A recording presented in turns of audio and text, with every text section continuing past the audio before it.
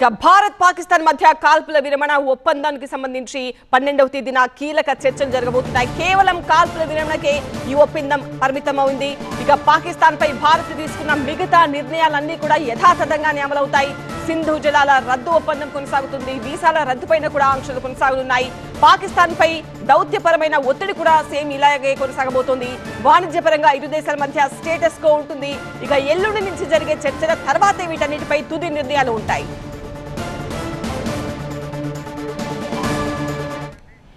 ఈ చర్చలకు సంబంధించి మా కలీగ్ సుకుమార్ తో మాట్లాడదాం. సుకుమార్, భారత్ పాకిస్తాన్ మధ్య కాల్పుల విరమణ అయితే ఒప్పందం అయితే జరిగింది. బట్ ఇంకా మిగతావన్నీ యాస్టీస్ కొనసాగుతాయి అని చెప్తున్నారు. కేవలం ఇప్పుడు మిగతా నిర్ణయాలన్నీ కూడా సింధు జలాల రద్దు కావచ్చు, వీసాల రద్దు కావచ్చు, వాణిజ్యపరమైన ఒప్పందాలు కావచ్చు, ఇవన్నీ కూడా యాస్టీస్ ఉంటాయని చెప్తున్నారు. ముఖ్యంగా అంతర్జాతీయంగా పాకిస్తాన్ భారత్ మధ్య ఎలాంటి మధ్యవర్తిత్వం ఎక్స్పెక్ట్ చేయొచ్చు?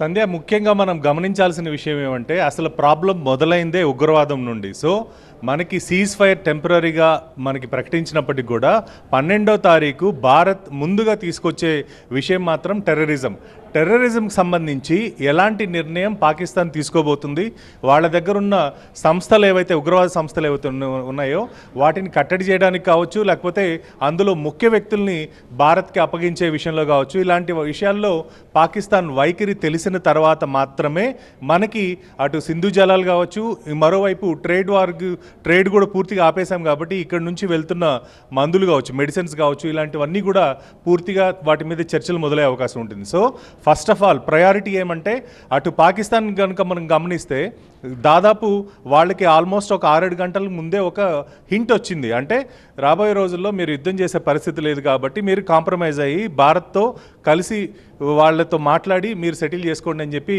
వివిధ దేశ నేతలందరూ కూడా చెప్పడం జరిగింది.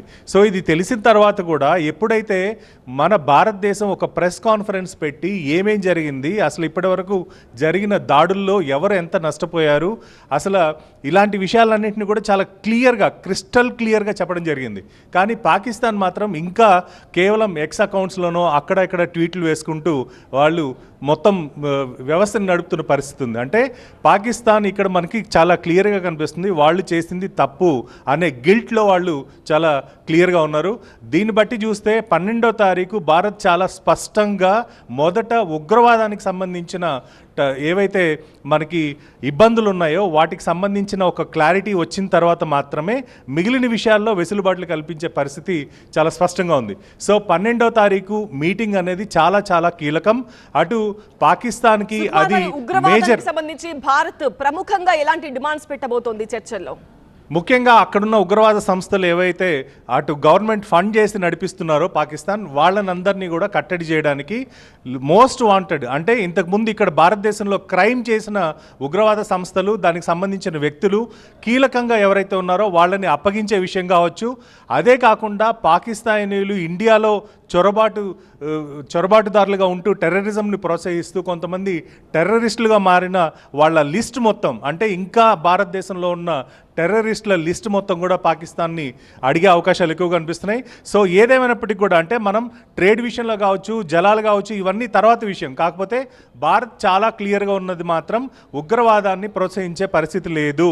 జమ్మూ కాశ్మీరే కాకుండా భారతదేశంలో ఎక్కడ కూడా పాకిస్తాన్కి సంబంధించిన టెర్రరిస్టు యాక్టివిటీస్ కావచ్చు, టెర్రరిస్ట్ యాక్టివిటీస్తో సంబంధం ఉన్న వ్యక్తులు కావచ్చు, వీళ్ళందరినీ ఏరివేసే దిశగానే భారత్ నిర్ణయం తీసుకునే అవకాశం ఉంటుంది. సో ఆ డిస్కషన్లో ఉగ్రవాదానికి సంబంధించే మిగిలిన దేశాలన్నీ కూడా భారత్కి సపోర్ట్ చేస్తున్నాయి కాబట్టి ఈ విషయంలో కూడా ఉగ్రవాదం విషయంలో కూడా భారత్ దగ్గర చాలా క్రిస్టల్ క్లియర్ ప్రూఫ్స్ ఉన్నాయి. అంటే ఎవరు ప్రేరేపిస్తే ఎవరు ఏం చేస్తున్నారనే పూర్తి డేటా ఉంది కాబట్టి 12వ తారీఖు మీటింగ్లో దాన్ని ముందర పెట్టి పాకిస్తాన్ని ఆన్సర్ చేయమని అడిగే పరిస్థితి మాత్రం చాలా క్లియర్గా ఉంది. సో అది అయిన తర్వాత మాత్రమే, అంటే సింధు జలాల విషయాలు కావచ్చు, ఇవన్నీ కూడా తర్వాత పార్ట్, అంటే ఆల్మోస్ట్ మనకి ఒక వారం రోజుల తర్వాత వాటి గురించి చర్చలు వచ్చే అవకాశం ఉంటుంది. కానీ but top priority of India మాత్రం ఖచ్చితంగా టెర్రరిస్ట్ యాక్టివిటీస్ని కట్టడి చేయడం అనేది మాత్రం మనం గమనించాలి.